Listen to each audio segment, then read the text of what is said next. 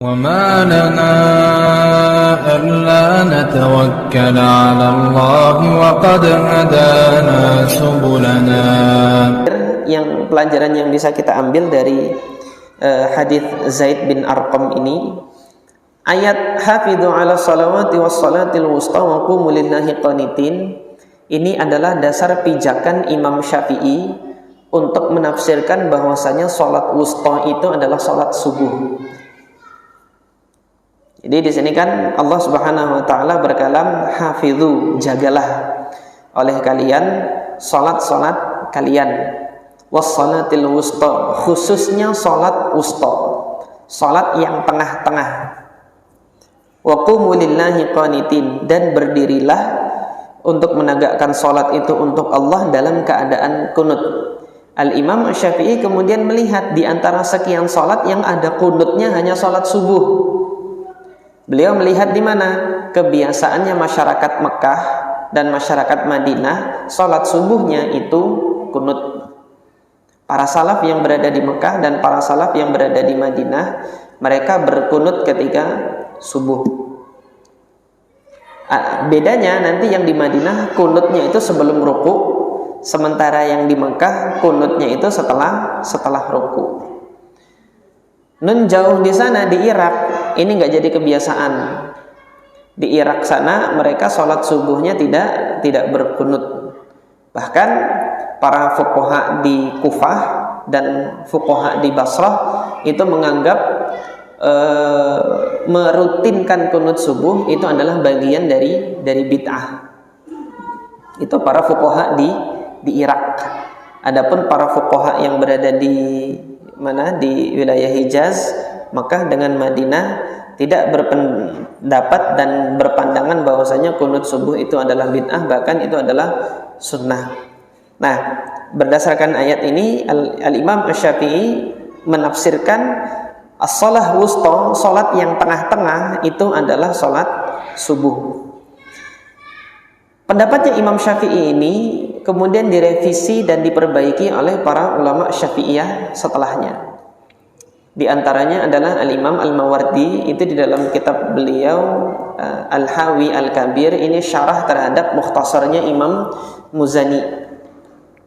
Di dalam kitab ini Al-Imam Al-Mawardi rahimahullah menegaskan bahwasanya salat wusta itu adalah salat asar, dan yang dianggap sebagai pendapat madhab adalah salat asar. Kenapa demikian? Di dalam hadis Umar ibn Khattab yang juga diriwayatkan oleh Imam Bukhari dan Imam Muslim fi Sahihain ini, seingat saya sudah kita baca hadisnya itu tentang kitab di dalam bab mawaqit, bab tentang waktu-waktu salat. Sudah kita baca di kitab Umdatul Ahkam ini. Jadi pada saat itu salat khauf belum turun, kaum muslimin itu kan baru selesai dari perang Khandaq. Ketika baru selesai dari perang Khandaq, Rasulullah itu sudah meletakkan baju besinya. Kemudian malaikat Jibril menyampaikan, "Loh, engkau meletakkan baju besi, ini para malaikat belum meletakkan baju besinya. Ambil baju besi kamu, kita ke Bani Quraisyah, ke perkampungannya Bani Quraisyah." Karena Bani Quraisyah melakukan pengkhianatan pada saat terjadi pertempuran Khandaq itu. Selesai pertempuran Khandaq harus didatangi Bani Quraisyah itu untuk dimintai pertanggungjawabannya karena mereka telah melakukan pengkhianatan dari dalam pada saat pertempuran Khandaq itu. Nah, Rasulullah mengumumkan kepada para sahabat, jangan ada yang sholat asar. Jangan ada yang sholat asar sampai kalian sampai di Bani Quraisyah. Akhirnya mereka semua jalan sampai ke Bani Quraisyah, matahari terbenam. Ketika matahari hendak terbenam, sebagian sahabat ijtihad, ini kita sholat aja di tengah jalan. Sebagian mengatakan enggak, ini tadi Nabi sudah sampaikan jangan ada yang sholat asar kecuali sampai di Bani Quraisyah. Jadi para sahabat ada terbagi dua, ada yang sholat di tengah jalan, sholat asar di tengah jalan, ada yang sampai di Bani Quraisyah matahari sudah terbenam baru mereka sholat asar. Di situ Umar bin Khattab melaknat orang-orang Rasulullah, sebagaimana disampaikan Umar bin Khattab melaknat orang-orang Yahudi. La'anallahu al-yahud. Semoga Allah Subhanahu wa taala melaknat orang-orang Yahudi ini. Yahudi siapa? Bani Quraisyah. Akharuna an salatil wusta. Mereka mengakhirkan kita dari salat wusta. Maka Nabi mengatakan salatul asar. Dengan tegas Nabi sendiri yang menyatakan salat wusta adalah salat asar. Dan salat yang mereka ketinggalan di situ gara-gara Bani Quraisyah adalah salat asar. Berdasarkan hadis yang sahih ini, barulah Al-Imam Al-Mawardi rahimahullah itu menegaskan yang jadi pendapat madhab salat wusta adalah salat asar. Kenapa? Karena Al-Imam Asy-Syafi'i mengatakan idza sahhal haditsu fahuwa madhhabi. Kalau suatu hadis itu sahih, maka itu adalah madhabku. Nah, ini menjadi salah satu contoh bahwasanya tidak semua pendapatnya Imam Syafi'i itu menjadi pendapat madhab. Tidak semua pendapatnya Imam Syafi'i itu menjadi pendapat madhab. Kalau ditemui ada hadis yang sahih seperti ini, para ulama Syafi'iyah menegaskan yang jadi pendapat madhab adalah yang hadis yang sahih ini. Adapun yang pertama ini kan, ini apa?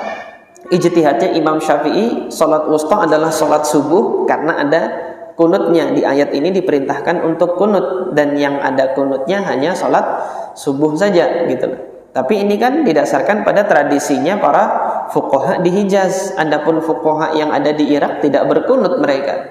Bahkan mereka menganggap kunut subuh itu adalah bid'ah. Mengkontinyukan, merutinkan kunut subuh adalah bid'ah. Ini di dalam pandangan para fuqaha Irak, Kufah dan Basrah. Nah, jadi ikhwas kalian yang dirahmati oleh Allah Subhanahu wa taala, mungkin ini beberapa pelajaran yang bisa kita ambil dari hadis Zaid ibn Arqam ini. Tadi pelajaran yang pertama adalah keharaman berbicara di dalam sholat. Hadis ini menunjukkan nasikh dan mansukh suatu hukum yang mana dulunya boleh berbicara, baru kemudian dinasikh hukumnya dan tidak boleh berbicara. Kemudian cabang permasalahan dari yang kita bahas ini tadi, makna sholat wusta dan makna dari kata-kata kunut di dalam ayat ini tadi. Nah, mungkin jemaah sekalian, Isa berapa sisanya? Berapa? Masih 5 menit. Jika ada yang ditanyakan kami persilahkan.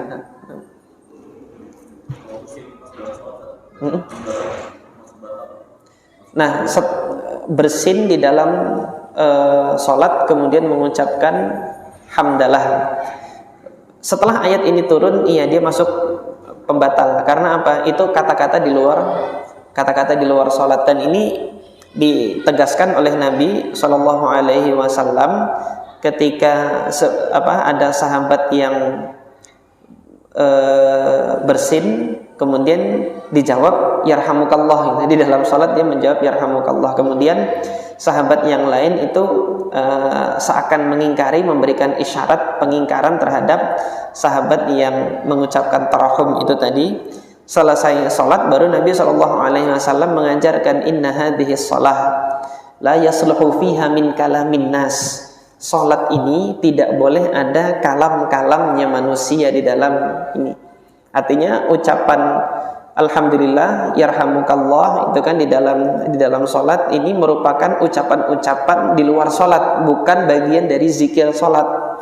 Jadi ucapan-ucapan meskipun itu zikir, tapi kalau dia zikirnya itu bukan bagian dari zikir salat, ini tidak diperkenankan di dalam salat. Dan Nabi SAW menegaskannya, ini la yasluhu fiha syai'un min kalamin nas. Tidak boleh di dalam salat itu ada barang sedikit pun dari ucapan-ucapan manusia, yaitu ucapan-ucapan yang dia bukan bagian zikir dari salat. Allah Ta'ala a'lam. Yang lain? Habis? Tidak ada.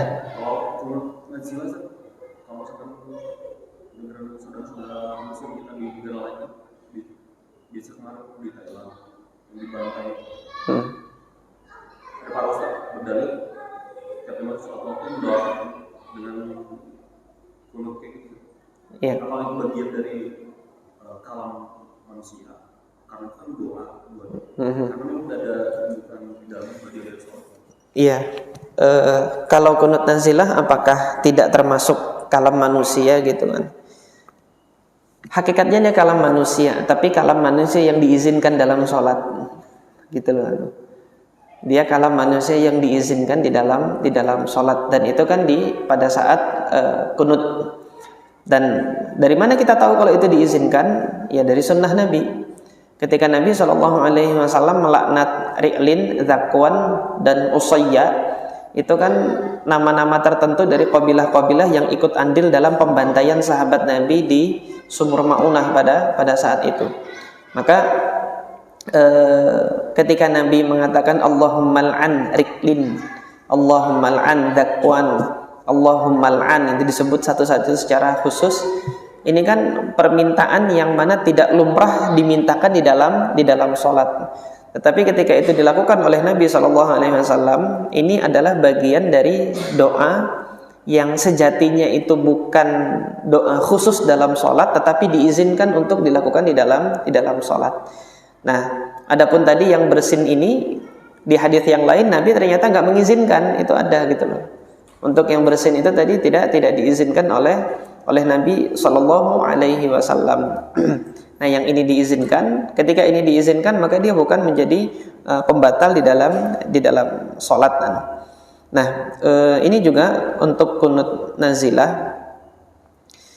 Syariat atau istihbab dianjurkannya kunut nazilah ini apabila nazalat al-musibah, nazalat al-bala, ketika ada bala bencana turun atau kekacauan serta fitnah itu menimpa saudara-saudara kita di daerah manapun, di negeri manapun, ini disunnahkan dan disyariatkan untuk kunut nazilah.